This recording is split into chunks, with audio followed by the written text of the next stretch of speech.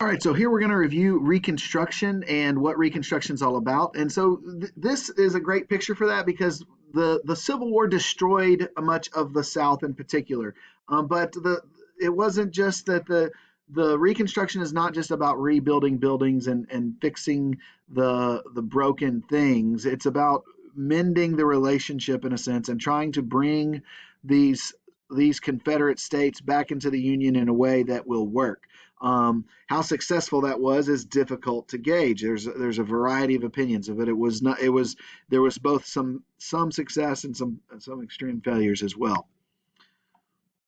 All right. So after the war, Reconstruction is the era after the Civil War when the South went through the process of being accepted back into the Union. Lincoln's second inaugural address, you'll remember, says with malice towards none. In other words, this idea that we're going to be give a lot of grace and we're going to try to make it not too difficult on people. Lincoln, that was his plan. That was his basic idea. He didn't have a detailed plan laid out, and then he's assassinated. And so others took charge. Andrew Johnson is his vice president, and he takes charge at first, but things don't go very well. And then the Republicans in Congress take over, and it's known as they're known as the radical Republicans. Today, it's now more often called congressional Reconstruction instead of radical Reconstruction. But on your test, you're more likely to see radical Reconstruction or radical Republicans. All right. So they have different plans. The Andrew Johnson is actually kind of following a lot of Lincoln's plan, but he without the same leadership qualities that Lincoln had. His ability to get those things and to make those things work just it was not there. And so the Republicans take charge and they come up with a plan that is more difficult. Some people say that they wanted to punish the South for seceding. Others believe it was more just a matter of trying to make sure that it's done in a way that is going to actually preserve the rights of African Americans that have recently been freed. We're not going to get into the impeachment of Andrew Johnson much. He was impeached, but ultimately he was not convicted, and so he was not removed from office. It was political. He was not a very good president. It was awful in a lot of ways, but the impeachment was definitely political in nature, and not likely. Most people would agree that it was not. He did not need to be removed from office for the specific charge that was leveled against him. The Freedmen's Bureau. The Freedmen's Bureau was an organization that was set up to help freed slaves, to help them with food and clothes. But one of the main things, and perhaps the most important things, is the education. There was schools set up to begin educating formerly enslaved people that had never had a chance to get an education. And so in many schools, you see mother next to child. You may see grandfather next to grandchild. And so you see all ages ready to get an education because they recognize that their education was their opportunity to make a better life for themselves. And so the Freedmen's Bureau did this all across the country, or all across the South, I should say. During this time, southern states began passing during Johnson, when he's kind of running things, passing these rules or laws called black codes that are meant to control and try to keep dominance over these formerly enslaved people. And so this is what really upsets the Congress and makes them decide to take over and to be more strict with the South because they're passing laws that are unacceptable given all that was done to fight this war and to come up with a victory. They're not going to let the southern states just continue to subjugate the African American people of the South. And so one of the ways that they go about this is known as the Civil War Amendments. And the way to remember it is 13, 14, 15, free citizens vote. 13th Amendment frees those that are enslaved. It ends slavery. Slavery is over. The 13th Amendment ends slavery. The 14th Amendment guarantees the rights of citizens, that due process of law and equal protection of the laws. And this comes about really because of these black codes and because of these things that are going on in the South to try to stop the freedmen from using their freedom. And so the 14th Amendment, it was recognized, hey, we've got to protect the enslaved people in the South.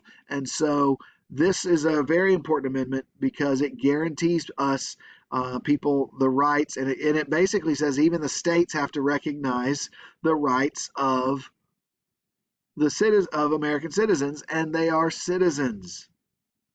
Okay, that these formerly enslaved people are citizens, and so this is key. And then 15th Amendment guarantees that a person can vote regardless of their race. And as a result of the 15th Amendment, Southern states, they, instead of saying, well, you can't vote because you're African American or you're a former slave, they say, well, you have to pay a poll tax. And so obviously many of these formerly enslaved people have no money, so they couldn't afford a poll tax. Or many of they would say there's a literacy test. So the result after the 15th Amendment is passed, we start to see these other things like the literacy test. You have to be able to read this paragraph and answer a question or something like that to vote. You have to pay this poll tax to vote. And so all of these aren't directed, they're not officially directed right at only at African Americans. It could stop a poor white person from voting. It could stop an illiterate white person from voting. And so they're saying, well, no, this isn't unjust. This is fair because it applies to everybody, not just African Americans. But it was clearly made for that purpose. And those officials in charge could overlook things in certain cases so that, oh, you're a poor white, maybe we'll let you vote. Oh, poor African American, you can't. And so those types of things were going on throughout the South, and that's a result of the 15th Amendment. So on your STAAR test, you will see, I can almost guarantee you that you will have a question over either the 13th, 14th, or 15th Amendment. Every year that the STAAR test has happened, there has been at least one question over one of those three amendments. And at least three of those years, there's been a question over all three amendments. So a question over the 13th, a question over the 14th, and a question over the 15th. So easy way to remember it, 13, 14, 15, those are the Civil War amendments, or sometimes called the Reconstruction Amendments. 13, 14, 15, free citizens vote. 13th Amendment frees the slaves. 14th Amendment guarantees the rights of citizenship, guarantees them citizenship and due process of law. 15th Amendment is set up to guarantee the right to vote regardless of your race. All right, so 13, 14, 15. A couple other things real quickly here. Let's see, we'll move on past that. During this time, the South which had been almost exclusively agricultural and based on cotton, does begin to diversify and start to have some industry. But cotton production is going to continue to be a major part of the South's economy. But instead of it being an enslaved economy, there's now going to be sharecroppers. People that are going, and you'll remember we did, it's not that long ago that we were talking about sharecroppers. Where they would work on the land and gain a share of the crop. Ultimately, Reconstruction ends, and a lot of the work that had been done during Reconstruction is undone, and we have these Jim Crow laws where we have segregation that is enforced by the governments in the South. But the nation was tired of fighting this, basically, and gave up this idea of really trying to continue these reforms. They were tired of doing it, and so the reforms, while the 13th, 14th, and 15th Amendments are in place, Other reforms that may have happened at the state level are ultimately ended, and things go worse in the South for the freedmen and these formerly enslaved people. So many of the rights that were won during this time, like African Americans that are being elected to the state legislators, African Americans that are being elected to the House of Representatives and elected to the Senate, will now lose as people, as the white population exerts control again in many of these states, and does not continue to elect African Americans for many, many decades now after that, until that. All right, last thing, important thing is the Transcontinental Railroad is built across the West and connects the nation.